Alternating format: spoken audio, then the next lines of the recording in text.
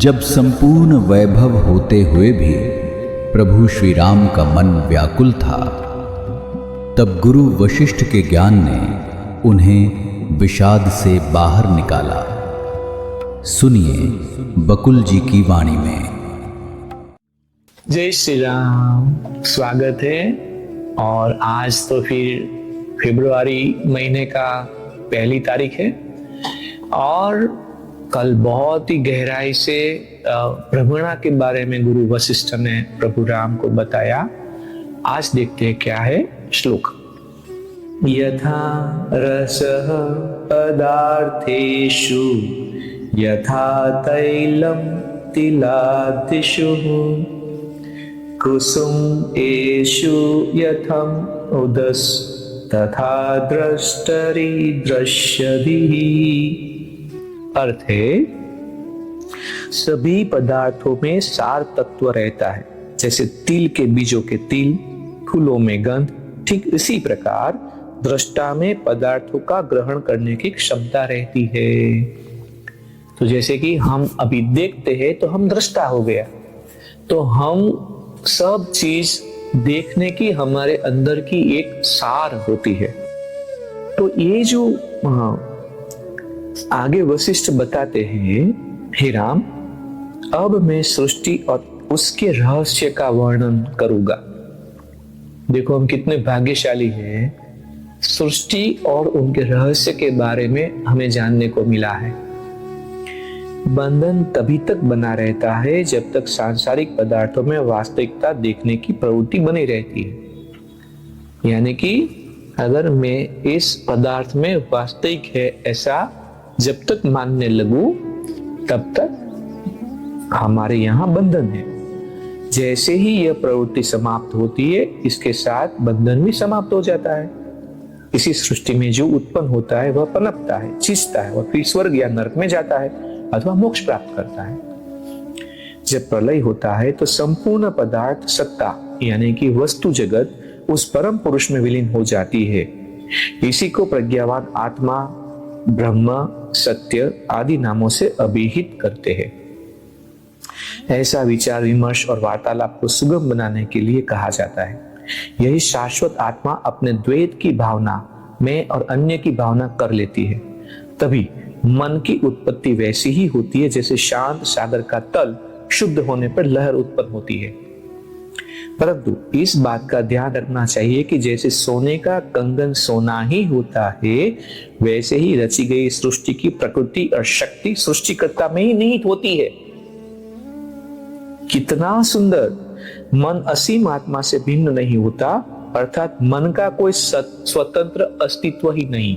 मन असीम आत्मा से भिन्न नहीं है, बिल्कुल ऐसे जैसे लहरें समुद्र से भिन्न नहीं है, बिल्कुल ऐसे ही जैसे सोना कंगन से भिन्न नहीं है।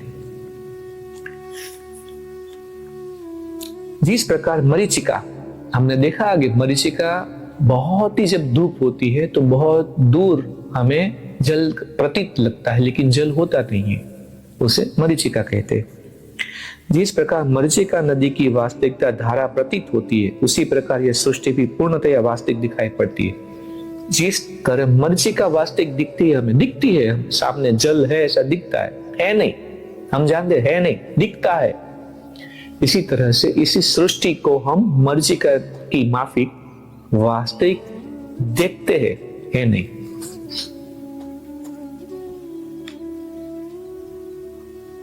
और जब तक व्यक्ति मैं और तू की धारणा को वास्तविक मानता है, तब तक मुक्ति का प्रश्न ही नहीं उठता।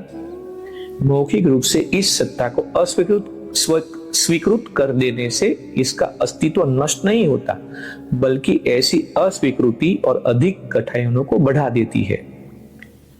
बोलने के लिए हम ऐसे कहते हैं कि ये सृष्टि है ही नहीं, ऐसा बोलने के लिए जो करते हैं, तो फिर हमारे लिए और ज्यादा मुश्किलें अड़चने आ जाती है। बोलने के लिए मौखिक रूप से नहीं, लेकिन मानना पड़ेगा। हे राम, यदि यह सृष्टि वास्तविक है तो इसके नष्ट होने की कोई संभावना नहीं। अगर वास्तविक है तो नष्ट नहीं है, जो नाम है उनका नाश है। शाश्वत नियम यह है कि जो अवास्तविक है उसी की वास्तविक सत्ता नहीं। और जो वास्तविक है वह कभी नष्ट नहीं होता। फलतः तप, ध्यान और इस प्रकार की अन्य क्रियाएं न उसको नष्ट ही कर सकती है और ना ही निर्वाण करा सकती है। जब तक सृष्टि की धारणा बनी रहती है तब तक निर्विकल्प समाधि भी संभव नहीं। कितना सुंदर बोलते हैं कि जब तक ये धारणा बनी रहती है कि ये वास्तविक है तब तक निर्विकल्प समाधि नहीं बनती। यदि यह संभव भी होता तो व्यक्ति जैसे ही समाधि से बाहर निकलता यह सृष्टि अपने दुखों से रहित उसके मन में उत्पन्न होती। विचार की गति सृष्टि के पदार्थों की धारणा को उत्पन्न करती है। फिर से श्लोक, सभी पदार्थ में सार तत्व रहता है, जैसे तिल के बीज में तेल, फूलों में गंध, ठीक इसी प्रकार दृष्टा में पदार्थों को ग्रहण करने की क्षमता रहती है।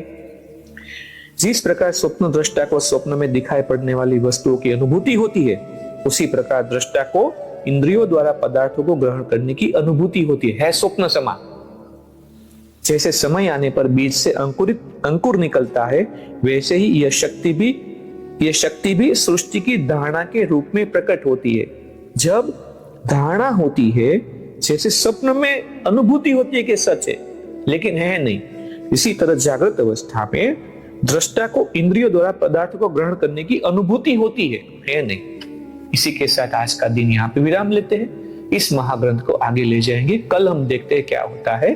तब तक के लिए जय श्री राम। इस ज्ञान यात्रा में हमारे साथ बने रहने के लिए चैनल को सब्सक्राइब करें और बेल आइकॉन दबाएं।